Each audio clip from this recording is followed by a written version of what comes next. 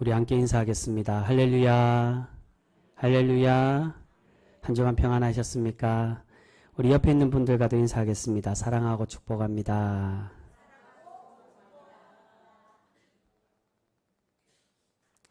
우리 한 번 더 인사할까요? 시원하게 지내시기 바랍니다. 우리 한 번 더 인사. 왜 시원하라고 우리 했는지 잘 아시죠? 지금 유리 없는 무더위가 계속되고 있습니다. 남부지방에는 40도가 넘는 기온으로 많은 피해가 잇따르고 있다라고 뉴스에 보도하고 있습니다. 이 무더운 날씨에 우리 모두가 건강 잘 챙기시고 서로를 위해서 기도하고 격려하는 그러한 사랑과 은혜가 충만한 우리 귀한 병성교회 모든 성도 되실 수 있기를 주님의 이름으로 축복합니다. 여러분, 20세기 초 큰 재난 중에 하나를 꼽자면 타이타닉호의 침몰을 들 수가 있습니다. 타이타닉호가 침몰한 원인을 보면 한두 가지가 아닌 여러 원인이 겹쳐서 발생한 사고이지만 그래도 그 중에 큰 원인 중에 하나를 이야기하면 선원들의 안일한 안전불감증에 있다라고 할 수가 있습니다. 당시 타이타닉호는 어두운 밤을 항해하다가 전방에 있는 빙산을 늦게 발견하고 그 빙산에 부딪혀서 배가 침몰하게 되었습니다. 그런데 전방에 있는 빙산을 늦게 발견한 이유가 있는데 그것은 당시에 있어야 할 전방 감시용 쌍안경이 없었다는 것입니다. 원래 전방을 감시하는 쌍안경이든 이 함의 열쇠를 가지고 있던 2등 항해사가 갑자기 다른 배로 이동하면서 그 보관함의 열쇠를 깜빡 잊고 넘겨주지 않았습니다.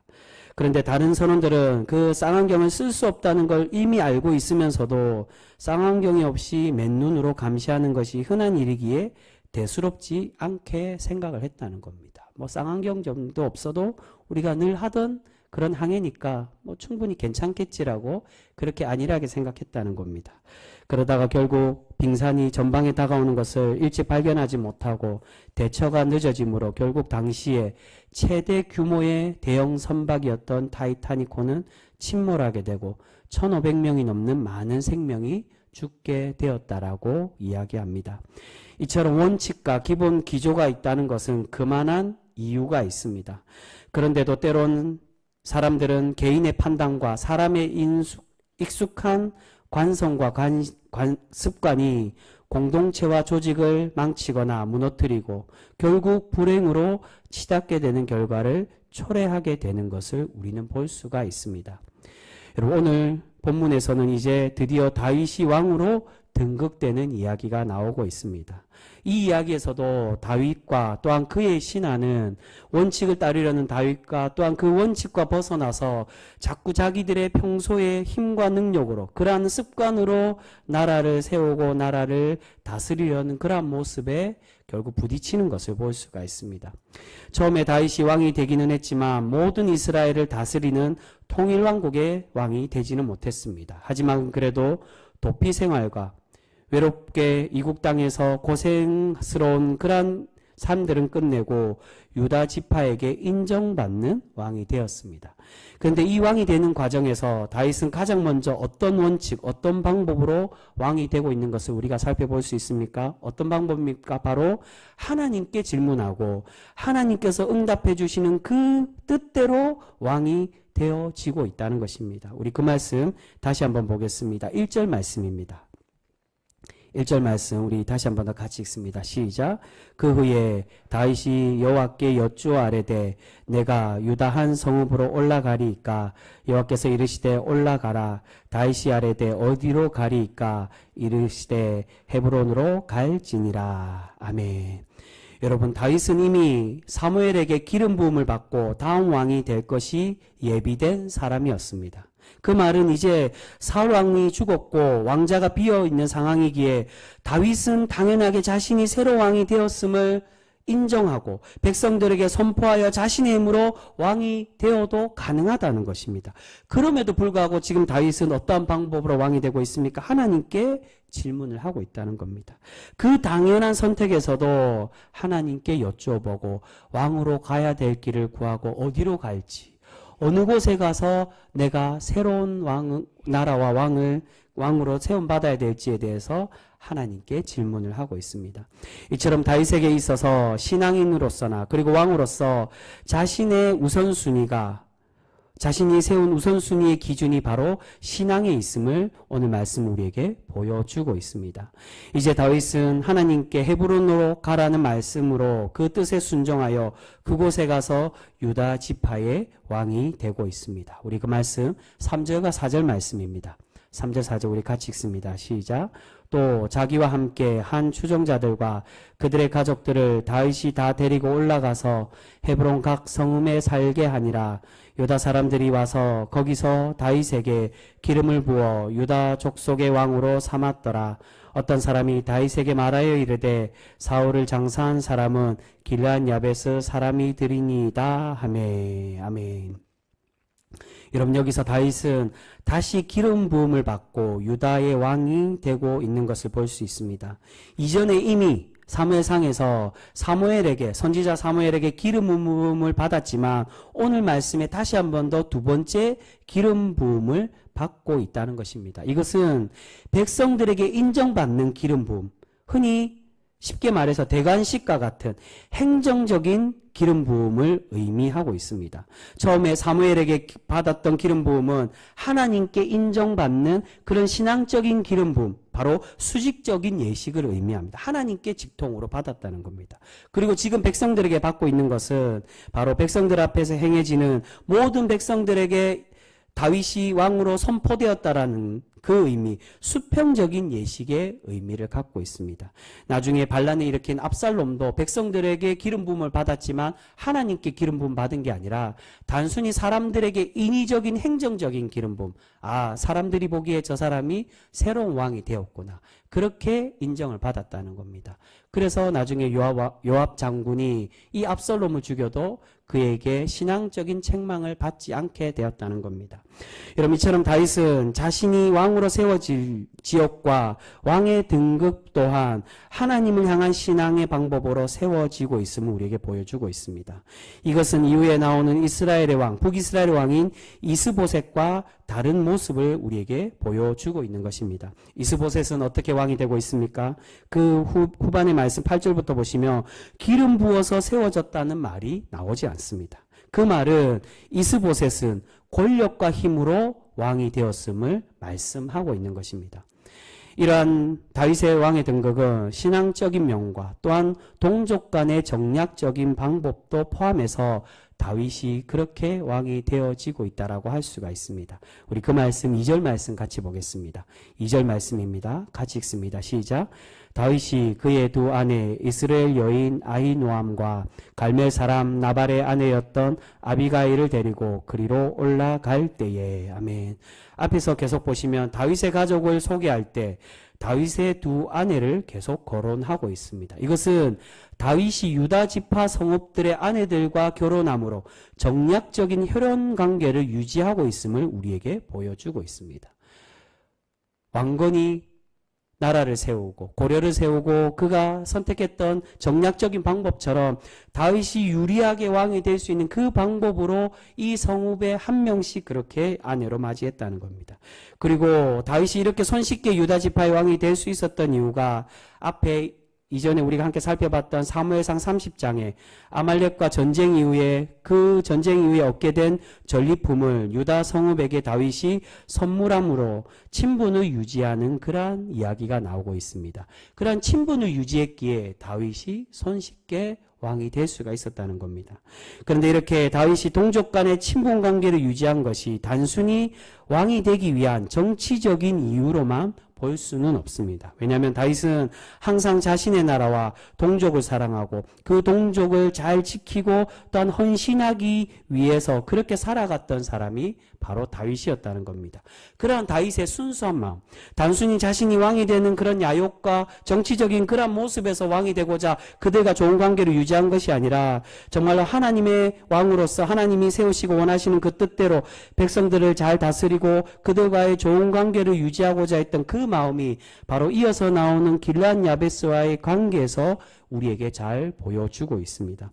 좀 전에 읽었던 4절 말씀 끝에 보시면 길르앗 야베스의 사람들은 사울과 그 아들들이 죽고 그 시신을 블레셋으로부터 찾아와서 정성껏 장례를 치루어 주었습니다. 이 말씀이 앞에 우리가 함께 나누진 않았지만 30장에 그 말씀이 사무엘상 30장에 나오고 있습니다.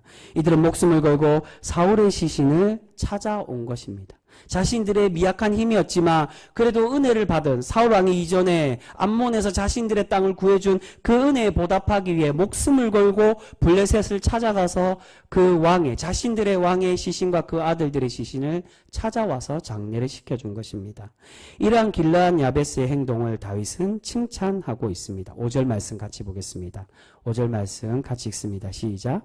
다윗이 길르앗 야베스 사람들에게 전령을 보내 그들에게 이르되 너희가 너희 주 사울에게 이처럼 은혜를 베풀어 그를 장사하였으니 여호와께 복을 받을지어다. 아멘.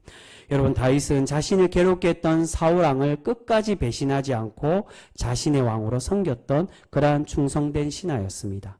그런데 이제 사울 왕이 죽고 자신이 이제 새로운 왕이 되었는데 이전에 사울을 그리워하고 사울 왕을 잃은 그 모습을 슬퍼하고 있는 이 길르앗 야베스를 보면서 싫어하는 마음, 질투하는 마음도 충분히 들을 수가 있었을 것입니다. 자신이 이제 새로운 왕이 되었는데 자신을 따르기보다 여전히 이전의 왕을 기억하고 그리워하는 사람들에게 불편함을 보일 수도 있었지만 그러나 다윗은 지금 왕을 잃고 슬퍼하는 이들을 위로하고 너희들을 지켜주겠다라고 길르앗과의 선의의 관계를 맺고 있는 것을 볼 수 있습니다. 그 말씀 7절 말씀입니다. 우리 7절 말씀도 같이 읽겠습니다. 시작. 이제 너희는 손을 강하게 하고 담대히 할지어다. 너희 주 사울이 죽었고 또 유다 족속이 내게 기름을 부어 그들의 왕으로 삼었음이니라 하니라. 아멘. 이 말씀은 거꾸로 먼저 봐야 됩니다. 너희들의 주인인 사울이 죽었지만 강하고 담대하게 마음을 먹으라고, 내가 이제 유다의 왕이 되어서 너희들과 함께 해주겠다라고 그렇게 이들과 약속하며 이들을 지켜줌에 대한 말씀을 하고 있습니다. 여러분, 다윗은 사울 다음으로 왕으로 세움받기를 예고된 사람이었습니다. 다윗이 차기 대권주자라는 것은 사울도 알고 있었고 그의 아들 요나단도 인정하던 일이었습니다. 그 말은 모든 백성들도 다윗이 사무엘에게 부음을 받았고 또한 인정받는 차기 왕이라는 것을 모두가 다 알고 있었다는 것입니다. 그럼에도 다윗은 이것을 자신의 무력이나 인간적인 방법으로 왕이 되려고 하지 않았다는 것입니다.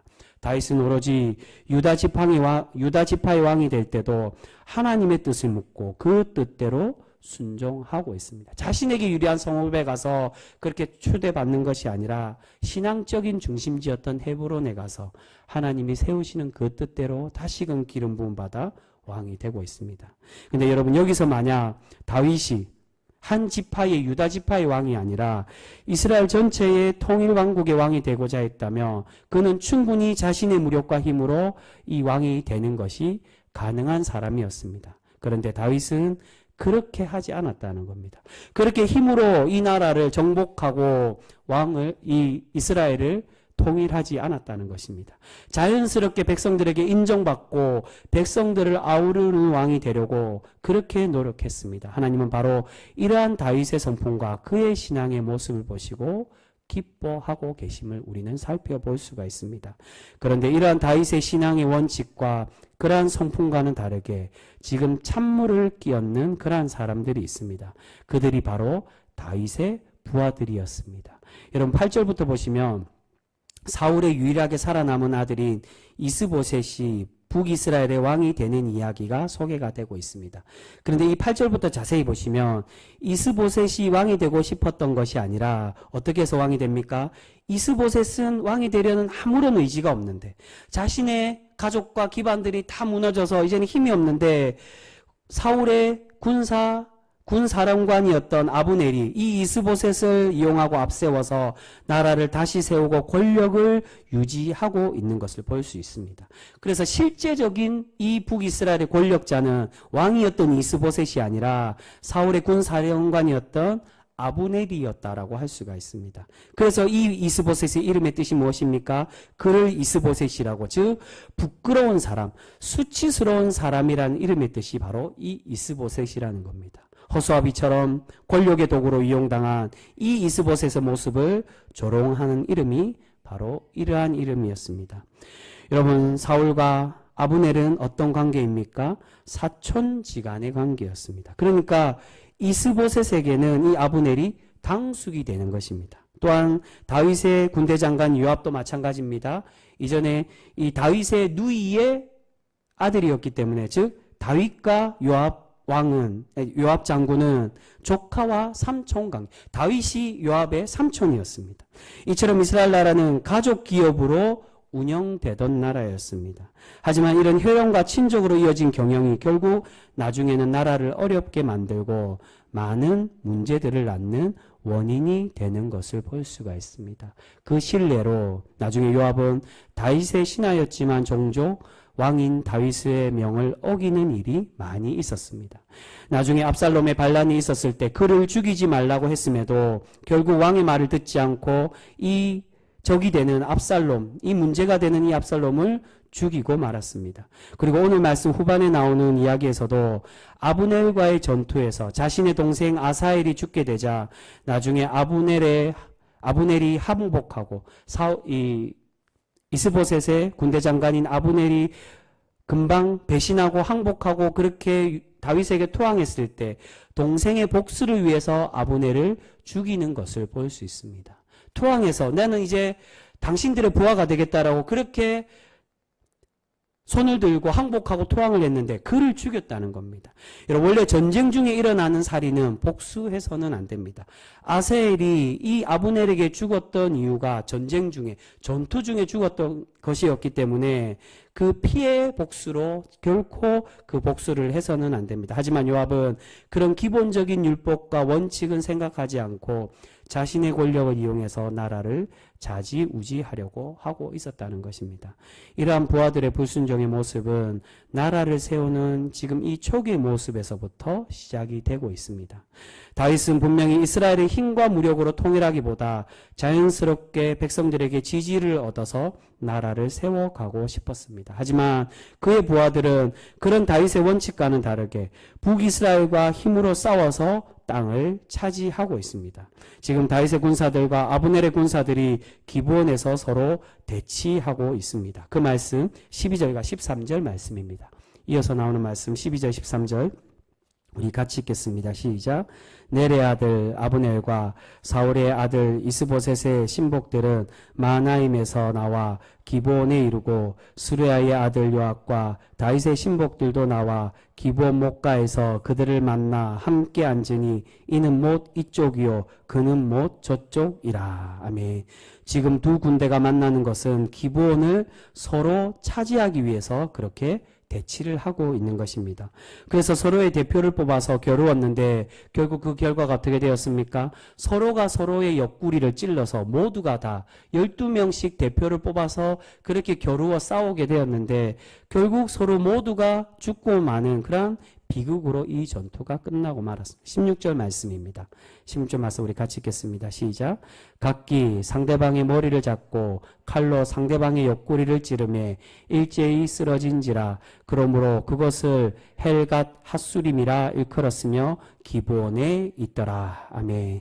여러분, 이 전투의 장소를 헬갓 핫수림이라고 그렇게 부릅니다. 근데 이 말은 밑에 관주에서 보시면 칼의 밭 또는 주석에 보면 증오의 벌판이라고 되어 있습니다. 이 말은 지금 다윗의 의도와는 다르게 동족 간의 다툼으로 비극으로 이 전투가 치닫게 되고 있는 모습을 우리에게 설명해 주고 있다는 겁니다. 서로가 때로는 경쟁할 수 있지만 그것을 선하게 서로가 동족이기에 싸우지 않고 다윗이 그렇게 자신의 동족을 혹여 해칠까봐 자신의 왕인 사울왕에게 공격해야 될까봐 그렇게 전전긍긍했던 그 신앙인의 다윗이 그렇게 하나님의 은혜로 결국 전투하지 않고 그렇게 은혜를 받았지만 지금 그의 부하들은 어떻다는 겁니까? 왕인 다윗의 그 의도와는 다르게, 그 신앙의 순결함과는 다르게 지금 전쟁하여서 동족을 죽이고 그 땅을 차지하려고 하고 있다는 겁니다. 여러분, 오늘 2장 말씀은 하나님의 뜻과 원칙대로 나라를 세우려는 다윗과 그와 반대로 무력과 힘으로 싸워서 나라를 통합하려는 다윗의 부하들의 모습을 대조해서 보여주고 있습니다. 여러분, 다윗이 마음만 먹으며 허수아비 왕인 이스보셋을 죽이고 나라를 통일할 수 없었을까요? 충분히 가능한 일이었습니다. 다음 장에 이제 우리가 함께 살펴볼 말씀에 보시면 이스보셋이 있었던 그 땅에 그의 성읍은 정말로 군사적인 성읍이나 나라를 지킬 수 있는 성읍이 아니라 초라한 촌동네에서 그저 초라하게 이스보셋이 거하고 있었던 것을 볼 수 있습니다. 결코 북이스라엘이 나라는 세웠지만 오합지졸의 그러한 나라였다는 겁니다. 그래서 이 전투가 12명의 대표가 싸워서 그렇게 모두가 죽었지만 나중에 전면전이 시작이 됩니다. 그 전투에 이 북이스라엘이 대패를 하는 것을 볼 수 있습니다. 그리고 얼마 지나지 않아서 이 군대 장관이었던 아브넬이 어떻게 합니까? 자신의 왕을 배신하고 북이스라엘을 배신하고 다윗에게 투항을 합니다. 또한 다른 부하들이었던 레갑과 바하나가 이스보셋을 죽이고 그렇게 배신함으로 북이스라엘이 무너지고 말았다는 것입니다. 여러분, 다윗도 분명히 힘으로 할 수도 있었지만 그러나 그 방법은 하나님께서 원하는 방법이 아니었기에 다윗은 기다리고 있었던 것입니다. 그러한 다윗의 순전한 신앙의 모습을 보여주는 사건이 바로 길앗 야베스의 사람들에게 베풀었던 은혜의 모습이었습니다. 그들은 여전히 사울을 기억하고 슬퍼하고 있지만 다윗은 그들에게 화를 내거나 노여하지 않고 그들의 충성된 모습을 칭찬하며 내가 너희와 좋은 관계를 맺겠다라고 그렇게 위로하고 약속을 해주었다는 겁니다. 그런데 자신의 부하들과 권력에 눈이 먼 사람들이 하나님의 방법이 아니라 오직 힘과 무력으로 해결하려고 하므로 공동체가 무너지고 나라가 어려움에 빠지는 모습을 볼 수가 있습니다. 여러분, 이러한 모습은 오늘날 현대교회의 모습에서도 마찬가지입니다. 하나님께서는 우리에게 기본적인 원칙을 주셨습니다. 그 기본적인 원칙이 무엇이겠습니까? 바로 하나님의 말씀이라는 것입니다. 우리가 하나님의 말씀을 깊이 묵상하고 그 말씀 뜻대로 순종하며 살아가기를 우리 하나님은 그렇게 원하고 계십니다. 그런데 때로는 교회 안에서 소수의 사람들이 또는 특정한 작은 기관들이 자신들이 생각하는 원칙과 또한 논리로 교회를 좌지우지하려고 하다가 결국 교회가 어려움에 빠지는 일들이 너무나도 많이 일어나는 것을 볼 수가 있습니다. 때로는 이러한 문제가 꼭 성도들 안에서 일어난 일뿐만이 아니라 때로는 목회자에게도 마찬가지라고 할 수 있습니다. 가장 하나님의 말씀에 민감해야 되고 하나님의 뜻대로 신앙생활하며 목회를 해야 되는데 목회자 개인이 갖는 인간적인 원칙으로 목회를 하는 경우들이 종종 있다는 것입니다. 여러분, 제가 부목사로서 여러 단임 목사님을 그렇게 섬기고 모셔봤지만 그분들과 함께 목회하다 보면 다 하나같이 자신들이 생각하는 목회 원칙들이 다 따로 있었다는 겁니다. 통일되는 것이 하나도 없고 내가 생각하는 이 원칙이 절대적인 원칙이라고 그렇게 대부분 다 이야기를 하는 것을 볼 수 있습니다. 그런데 대부분이 그 목사님들이 세웠던 그 원칙이 정말로 성경의 정신에 합당한 원칙이었느냐? 그렇지 않고 개인적인 경험과 개인의 확신에서 나오는 원칙이지 결코 신앙적이지 못한 그러한 경우들이 더 많이 있었다는 겁니다. 여러분, 아직도 한국교회는 성장주의에 빠져 있습니다. 목회자의 평가는 전도와 성장으로 판가름하고 재정 상태로 교회와 목회자의 능력을 평가를 합니다. 하지만 하나님의 원칙은 그렇지가 않다는 겁니다. 하나님은 우리가 교회가 크든 작든 그 규모를 보기보다 하나님의 말씀을 사모하고 하나님을 얼마나 날마다 예배하며 바른 예배자로서 살아가고자 노력하는지, 그리고 가장 중요한 것이 서로 사랑하는 공동체가 되기 위하여 얼마나 노력하는지를 그것을 보시기를 원하는데, 그러나 아직도 인간의 교회는, 사람의 부족한 교회는 자신이 세운 원칙으로 이것이 교회가 있어야 된다라고 그렇게 생각하며 그 원하는 인간의 가치와 원칙으로 교회를 만들어 가려고 하는 것을 볼 수 있습니다. 여러분, 이스라엘 나라는 앞에서 말씀드린 것처럼 가족 경영으로 나라가 점점 어려움에 빠지게 되는 것을 볼 수 있습니다. 교회도 마찬가지라는 겁니다. 때로는 교회 안에서 흔히 시족교회라고 말하는 혈연과 가족들이 연결되어서 그들이 교회를 좌지우지하는 경우들이 많이 있습니다. 여러분, 하나님의 교회는 사람이 세운 원칙, 사람의 인위적인 욕심과 권력에 의해서 운영되는 것이 아니라 하나님의 말씀의 원칙으로 세워질 때 하나님께서 기뻐하시는 참된 교회가 되어지는 줄 믿습니다. 여러분, 오늘 다윗은 당연히 왕이 되는 길을 당연하게 여기지 않고 하나님께 질문하고 그 뜻대로 순종하고 있는 것을 볼 수 있습니다. 그렇게 순종하는 다윗이었기에 하나님은 다윗을 기뻐하고 그를 위대한 왕으로 세워가고 있는 것을 볼 수가 있습니다. 이후에 나머지 이제 왕국이 세워지고 다윗 이후에 대부분의 많은 왕들을 보면 인위적인 방법으로 나라를 세워가려고 하는 것을 볼 수 있습니다. 오늘 다윗은 어떠한 방법으로 왕이 되고 있습니까? 철저하게 작은 것 하나까지 하나님, 내가 이제 성읍으로 올라갈까요? 올라간다면 과연 어디로 가야 됩니까? 라고 작은 것 하나까지도 하나님께 질문하며 묻고 있습니다. 여러분, 우리 또한 우리가 나아가고 멈추는 것, 그 기준이 나의 원칙과 의지가 아니라 오직 하나님 뜻대로 순종하는 그러한 성도 우리 모두가 되실 수 있기를 소망합니다. 여러분, 우리의 신앙생활과 교회 운영은 하나님의 말씀과 신행 원리로 운영되어야 합니다. 우리가 그 원리를 잊지 않고 주님 뜻대로 순종하며 살아갈 때 하나님께서 우리를 기뻐 받으시고 날마다 우리를 칭찬하여 주실 줄 믿습니다. 여러분, 앞에 말씀드렸던 타이타닉호도 기본적으로 갖춰야 될 그 안전수칙 원칙을 지키지 않으므로 그 배가 결국 침몰하는 것을 볼 수가 있습니다.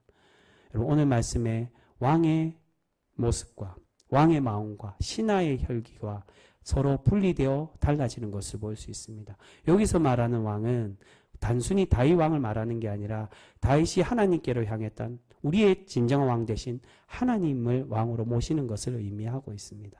우리가 하나님이 내려주시는 우리의 왕 대신 주님의 그 원칙대로 우리가 살아가고 우리가 그 뜻대로 순종할 때 우리의 혈기는 하나님의 신하된 하나님의 백성된 우리가 우리의 방법과 우리의 혈기대로 우리가 원하는 힘과 우리의 가진 권력과 능력으로 우리가 우리의 교회와 우리의 공동체를 세워가는 것이 아니라 하나님의 방법으로 세워갈 때 하나님이 우리를 기뻐 받으시고 날마다 우리를 칭찬하여 주실 줄 믿습니다. 여러분, 그렇게 하나님 뜻대로 우리가 살아감으로 하나님을 기쁘시게 하는 그런 복된 성도 우리 모두가 되실 수 있기를 주님의 이름으로 축복합니다. 기도하겠습니다.